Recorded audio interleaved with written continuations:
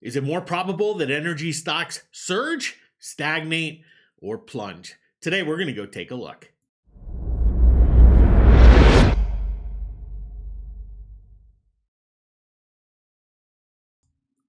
Welcome back here to Trader Minute. Great to have you aboard. My name is Jeff, and earlier this week, I was sent a chart on ConocoPhillips. And if you take a look at this chart, I've redrawn it so that we can see some of the patterns that were sent to me. But the idea was saying, hey, ConocoPhillips is looking pretty bearish. We have a head and shoulders chart pattern that's forming here. Doesn't it look like this stock is going to go lower? And I looked at the chart and I said, yeah, okay, it's got a head and shoulders pattern. But, first things first, when we look at charts, we have to understand they're not prediction tools, right? A lot of chart patterns and things like that, they can be fun to play around with, but sometimes people take them to the extreme. They start to use them as predicting methods and then get frustrated very quickly. So today, let's go out, let's break down some of the energy sector, talk about how to trade some of these stocks in the positions that they are in right now. Now, first things, let's come in here to the EIA, and they put out predictions when it comes to energy and oil input, oil output, and what is going to happen there. And we can come in and access these at any time, but we look here at crude oil prices, and what have they said? Well, the Brent crude oil spot price increased in January, averaging $80 a barrel because of heightened uncertainty. And this is a real key. Anytime a big agency is making a prediction, they almost always use the word uncertainty just to give themselves an out either way. But they say uncertainty about global oil shipments as attacks to vessels in the Red Sea intensified. So what did they basically say? Well, they basically said they don't know. They don't know. They have some forecasts for a little higher, for a little lower. It could be either way, but they don't know. What about crude oil production? Well, they estimate that crude oil production reached an all-time high in December of 2023. And that right now, okay, they expect production to fall, but, and then they expect it to rise, and they're not quite sure, and it could have to do with a bunch of factors. So the agency in the world that's, out there has probably more data than anybody else and is looking and look to predict what's going on. Do they really know? No. And here's the problem when it comes to trying to predict oil. Oil prices jumped here in February of 2022 when Vladimir Putin of Russia invaded Ukraine or had their mass assault on Ukraine. And oil prices, they jumped. Then it was NATO's best interest to lower oil prices. It was in Russia's best interest to raise them. So we've seen this battle going on with sanctions and, with strategic oil reserves, with OPEC. This global battle for the price of oil has been raging since. And so far, we've seen that NATO and through the strategic petroleum reserves and through increasing output, especially here in the United States, they've been able to push oil prices down despite a lot of Russian oil coming offline, despite OPEC cutting production. They've been able to keep oil down here for the last year and a half. And you can see by this chart, it is pretty, it's been pretty stagnant. Yeah, we've had a little run up, a little run back down, but we haven't come close to these 2002 or February 2002 highs that we saw when Russia invaded. And while oil prices have been stagnating and have been flat, the energy sector or the energy stocks, they have been doing the same. These stocks made a major run up from basically COVID until the beginning of February 2022. And when this happened, when we had Russia invade Ukraine, we saw the energy stocks continue on higher for a little bit, but they are pretty much at those highs now. And they have gone through a year and a half consolidation, a pretty strong consolidation here in that time. Now, this is fairly normal. Consolidation in stocks is fairly normal when they've had a big run up. And so we haven't seen anything unusual when it comes to energy and this consolidation. So it brings up the question, are these stocks ready to surge? Are these stocks ready to fall? Or do we still have more consolidation to come, maybe for another year and a half? And bottom line, a lot of people predict, a lot of people speculate, a lot of people try to say, well, it's going to do this, it's going to do that. But if we're smart about it, we're not going to try to predict. We are going to go out and understand what our risk is, what our reward is, play what our hunch is, play what the charts are telling us, or what OPEC's telling us, or what what the EIA is telling us. Whatever we want, but we need to be able to control our risk reward, and that's what we're going to go back and we're going to do. Because here's the thing: we go back to this ConocoPhillips chart, and yeah, the head and shoulders pattern is bearish.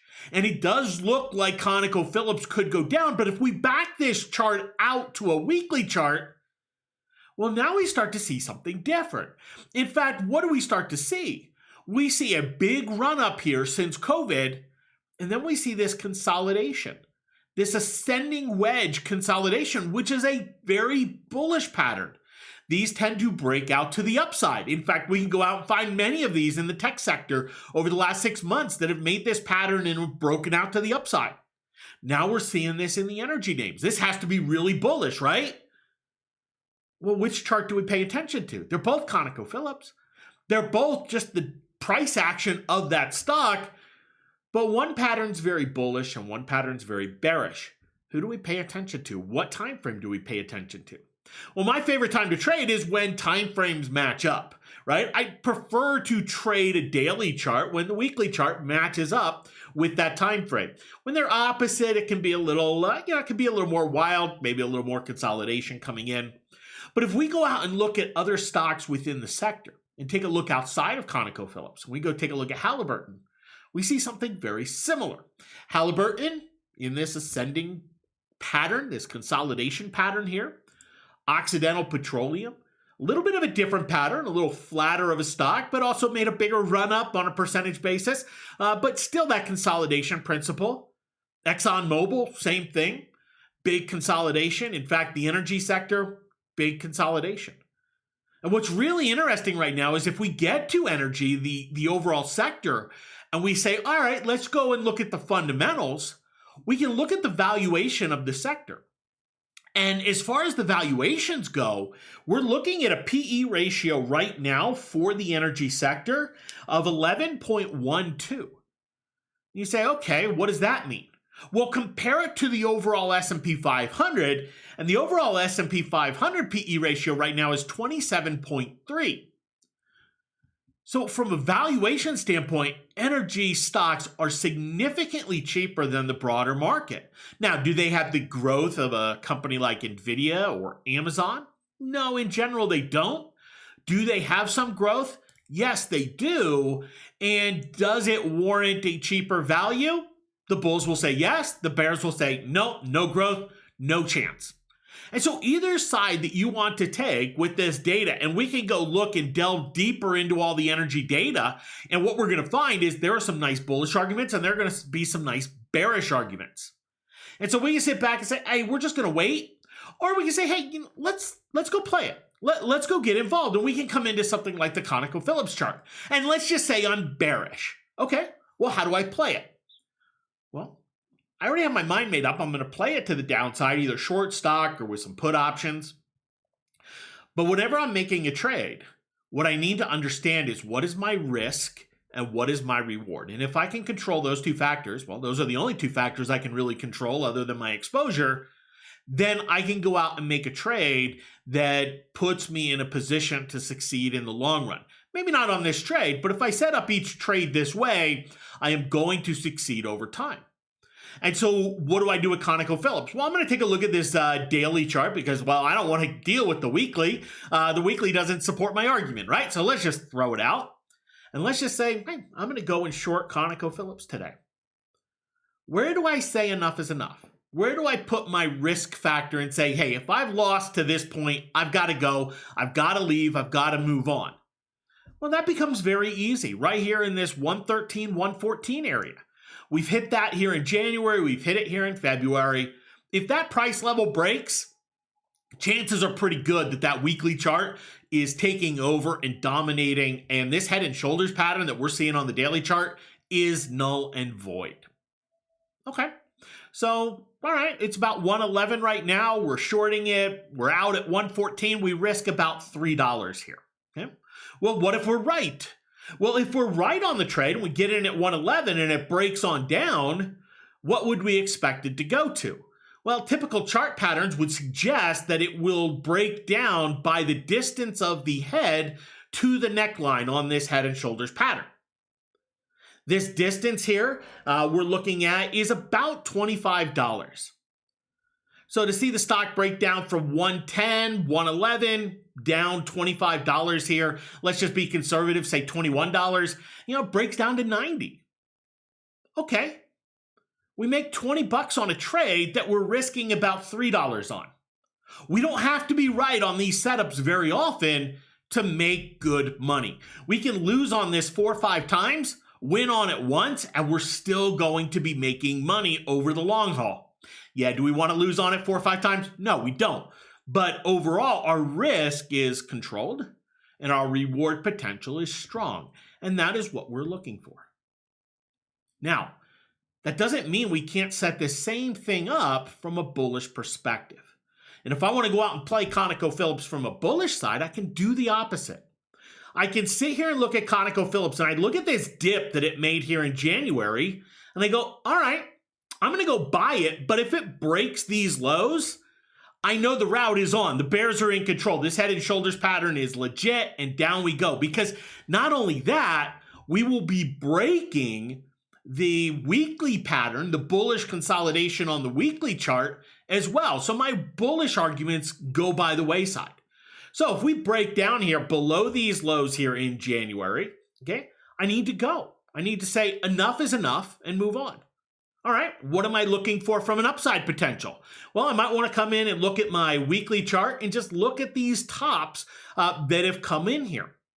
And I can say, hey, you know what? I'm looking for an initial move up to this level, but at that point, I can look for signs that it's going to break out and break out above. And if it breaks out above, I'm probably talking about a good $20, $30 move in the stock, pretty easily. So again, I'm risking $4 to $5 here for a potential, $20 to $30 move, depending on, how aggressive I want to be. And I put myself in a good risk reward scenario. Same charts, but I can play it either bullish or bearish based on what my bias is. And right now in the market, we can go into stocks like Halliburton. We can go into stocks like Oxy. We can go into the XLE, Exxon, and we can do this exact same thing and put in and say, look, if these weekly charts start to break, I need my bullish thesis to change and to go bearish. And on the daily charts, yeah, they are a little bit bearish, right? They are a little bit bearish, but it doesn't go against or doesn't go with what the weekly charts are. And so my bias personally is play it a little bit higher, look for these levels to hold. But if they don't, then I need to run, need to go, need to move on. The reality is the next move in this group, the next move in this sector is not dictated or controlled by the charts. The charts do not have anything to say about the future. All the charts are showing us is what has happened in the past. And patterns can repeat themselves, but what happens in the future will dictate what the price of these stocks do. If we see a nuclear bomb go off, what's going to happen to the price of oil? Right? We can speculate on it. What if OPEC decides to shut down production for a month? What if all of a sudden Iran and the U.S. get involved in further escalation of hostilities? What happens if the political situation here in the U.S. changes and all of a sudden a lot more oil is allowed to be pumped? All of these factors can lead to a significant change in the price of oil and a significant change in the earnings and revenue projections of these companies. And if we're just saying, oh, well, let's just get married to a chart and this chart's bullish, so it has to go up, we won't be able to recognize when something shifts. If we do understand with our chart, we say, hey, we're just setting up a good reward to risk scenario. We're going to run with that. We're not going to get married to it. We're just going to let it play out. And if we are wrong, we take our loss, we move on, and we look for another entry. We're going to have success in the long run. And so is energy going up? Is it going down? Is it going sideways? Well, The weekly charts suggest it'll go up. The valuations suggest it'll go up. Some of the daily charts are a little sketchy, and the news is probably going to trump it all. Thanks for hopping on. Have yourselves a great one. We'll talk to you later. Take care.